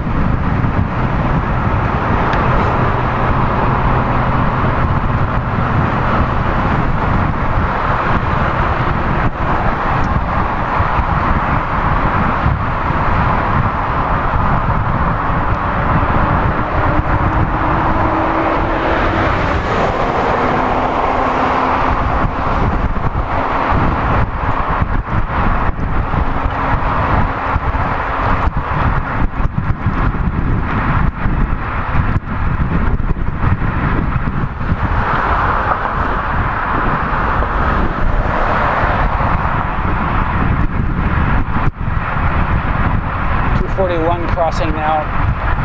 Shows you again how these freeways are common if you get their direction, north and south, going up and down the valley here. We're crossing because we're coming back. We're cutting back into the area ourselves from being inland. Oh shoot, big bump here. Whoa, there's a bump on that. That's a freeway bridge.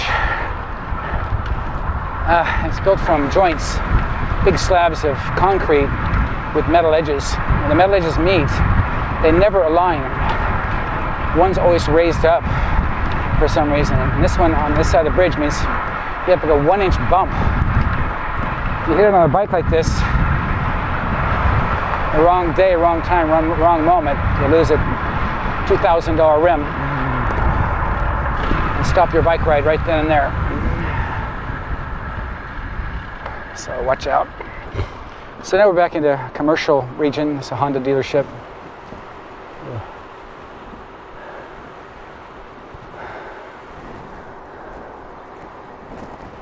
Nice little spot here. I like this area actually, Rancho Santa Margarita. Though the streets are all called Margarita something. Those are, let's see, Santa Margarita, Marguerite.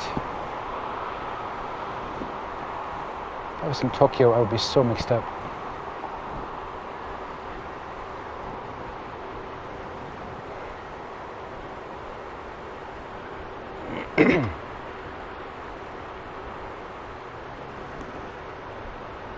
Everything's just sort of well-built, newer, nicer roads, street lights, well, street signs, and you know, all the trimmings to make the place feel safer and more secure. Nice businesses.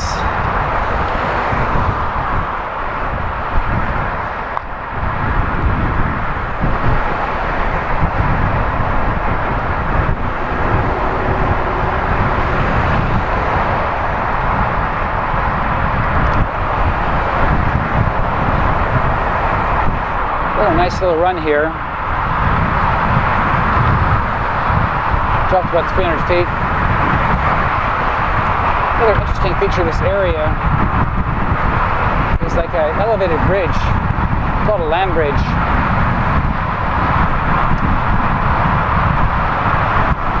I think it may go over a river valley, but it's mostly like just a dry area. And we're crossing two hill sets on a bridge.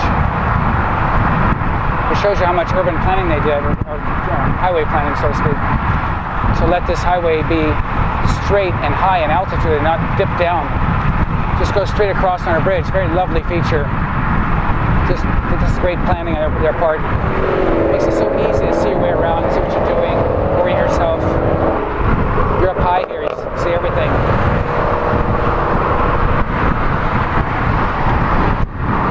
Major road here. Most people in the area would know it.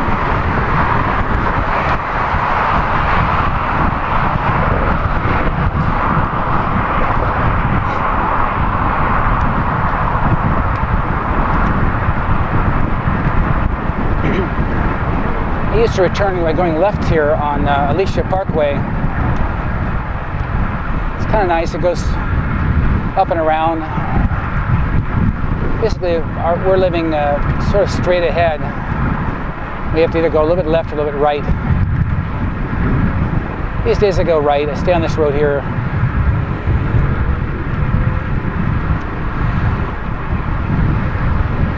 Less confusing, I guess.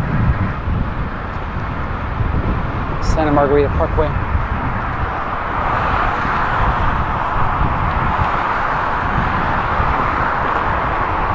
So we have a couple more climbs left. This is the biggest one coming. Just the hilly nature of the area causes this. If you're tired, it's not the most welcome thing.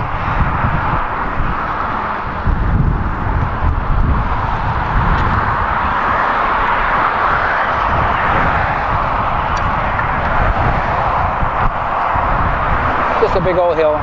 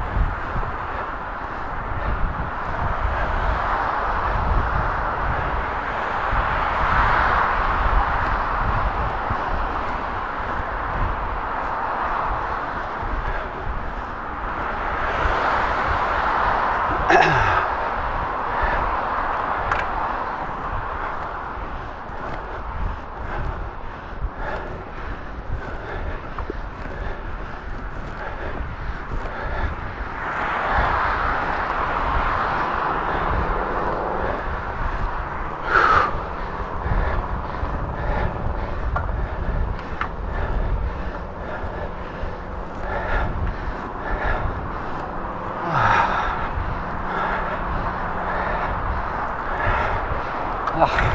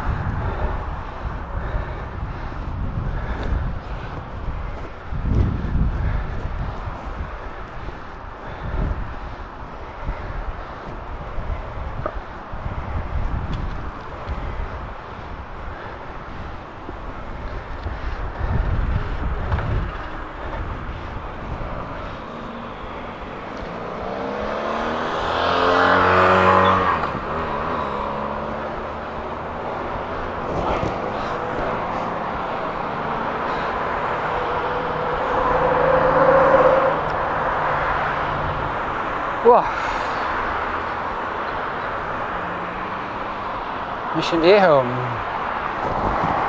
Change towns.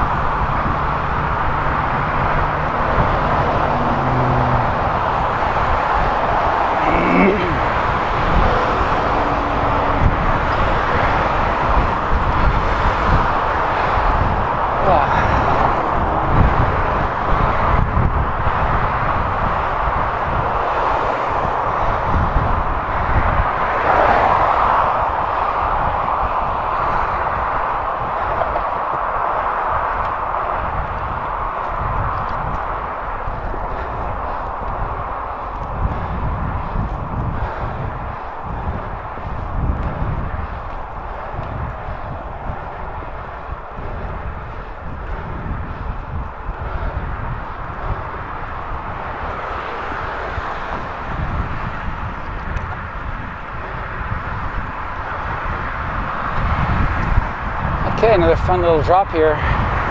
We've earned it.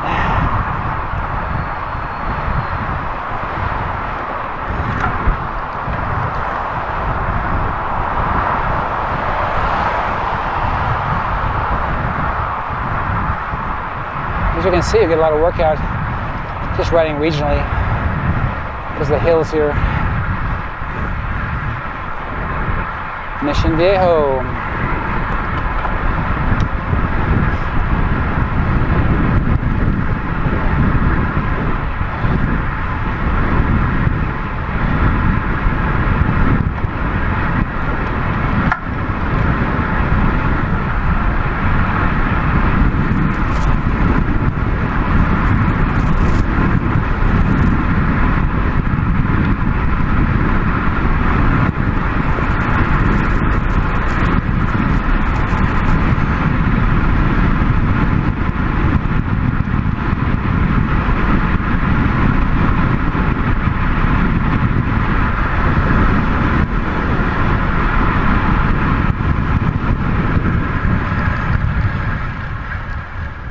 Nice. I know why I hate traffic lights.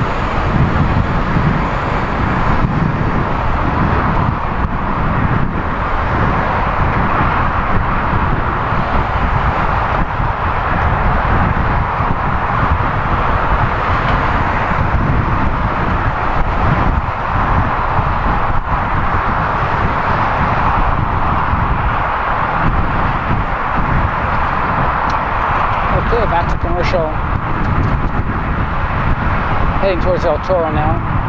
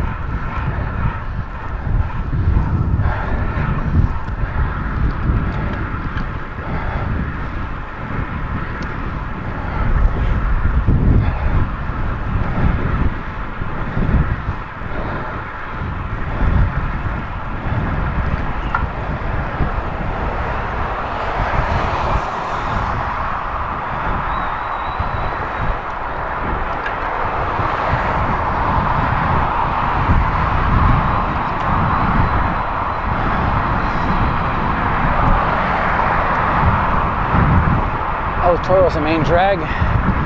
Goes all the way from here to the right, goes to Cook's Corner where we passed earlier on our ride. To our left goes to Laguna Canyon. It's a long road, mostly commercial, highly trafficked. We try to stay off El Toro if possible. Just crossing today.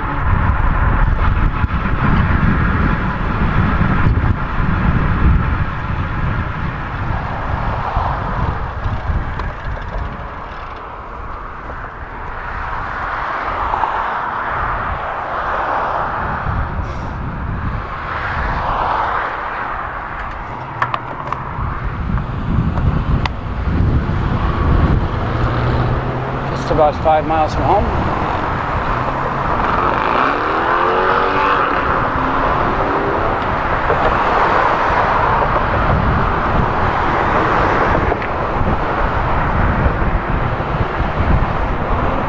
Two hours, 23 minutes in.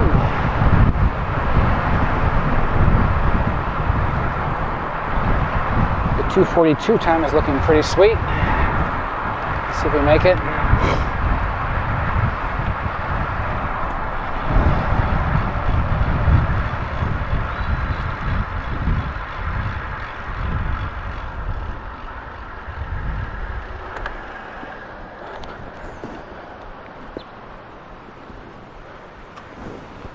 That's our light up there.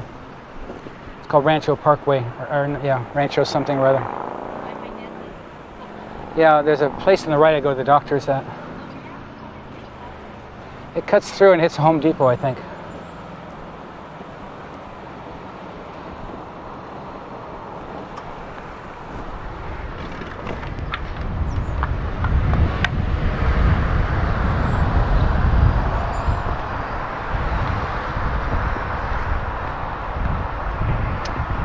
Okay, we've come quite a ways in this road. Now it's time to leave. It's a little accessor road here. You can see a freeway up top. It's probably 241 again. We basically paralleled it. A road called Rancho to our left. It's at a light. Don't miss it.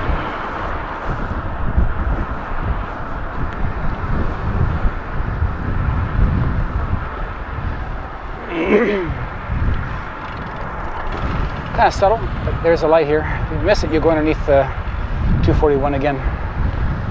So this entire distance, we crossed 241, turned and just sort of curved down on the same road. This actually became Portola. Yeah, it became Portola someplace back there. I guess at El Toro becomes Portola. It was Santa Margarita Parkway. And now we've curved back. We've actually hit 241 again. So this whole ride was just paralleling that freeway. Same with the upper ride, we paralleled 261 for the longest time. In a way that's better for us, safer.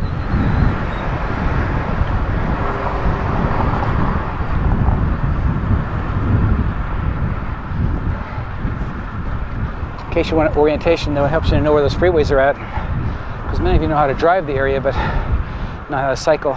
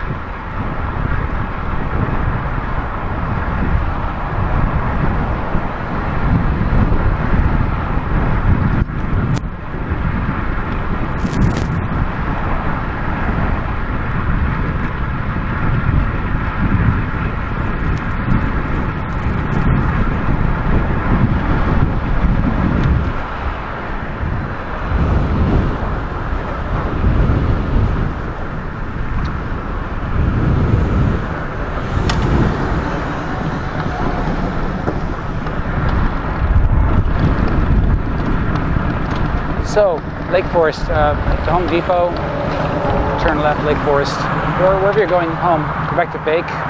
Bake's in front of us. Elton is beyond that, in front of us. I'm living close to Lake Forest, so there's the Home Depot.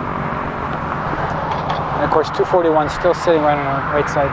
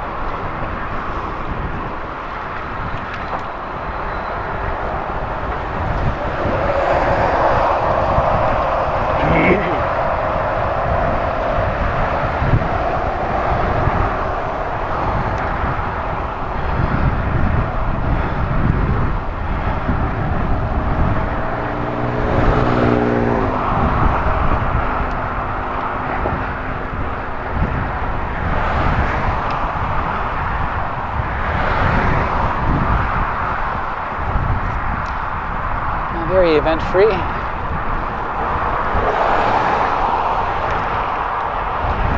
We turn around Lake Forest, they're kind of quiet, meditative, nothing's going on. No traffic, generally. Nice road, 2 lanes each way.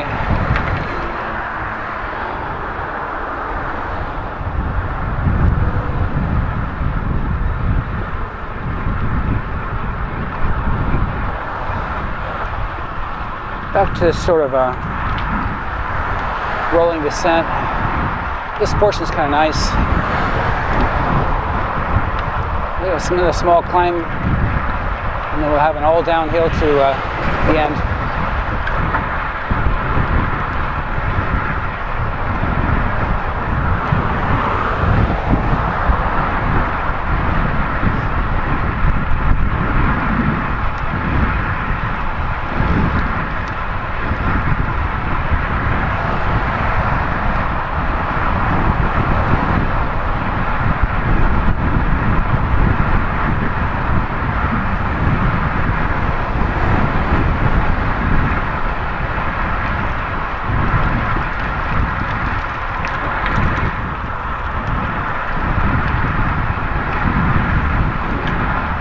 That really is mostly the Santiago ride. Whatever we do to return, it's just part of how we get home. Probably the key parts are the Portola portion, so you know how to get around the county. Jamboree climb on the outside.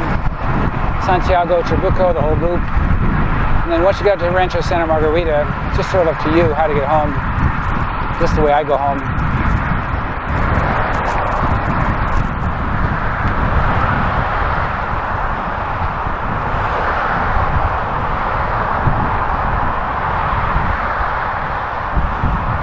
Beautiful day.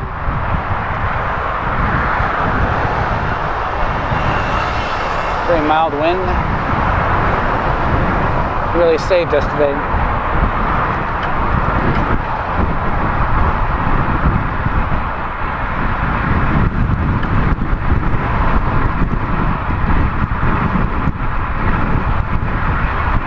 These are descents.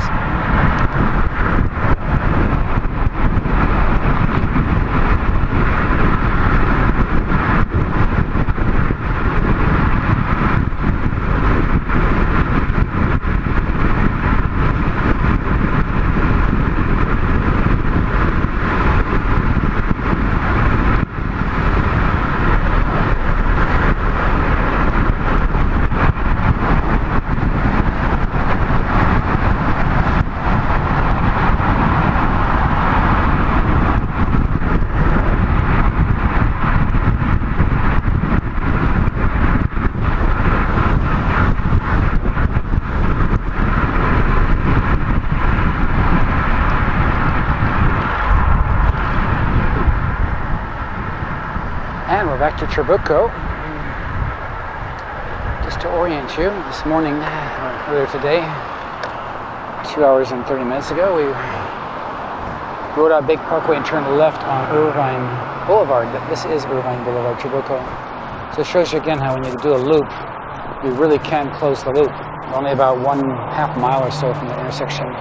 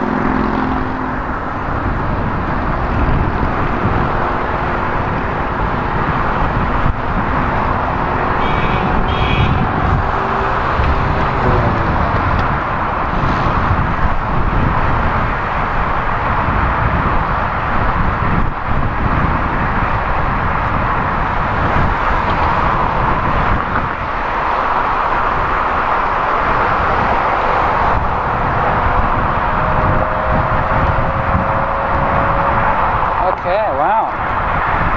Well, I'm going to really light up the record today.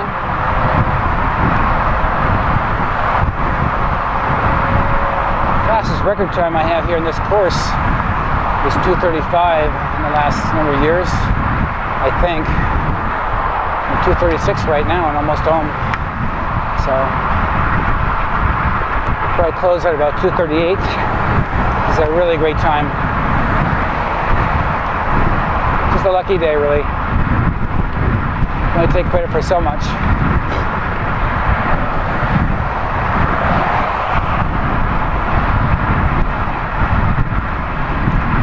If you're returning, of course, you know how to get here home from here, hopefully. Irvine's straight ahead.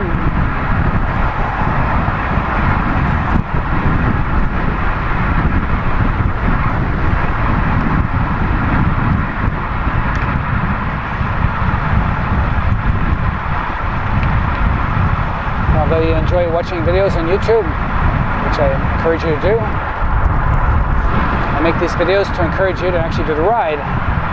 To show you that any person, at any age, with reasonable fitness, decent equipment, can do this ride and have some fun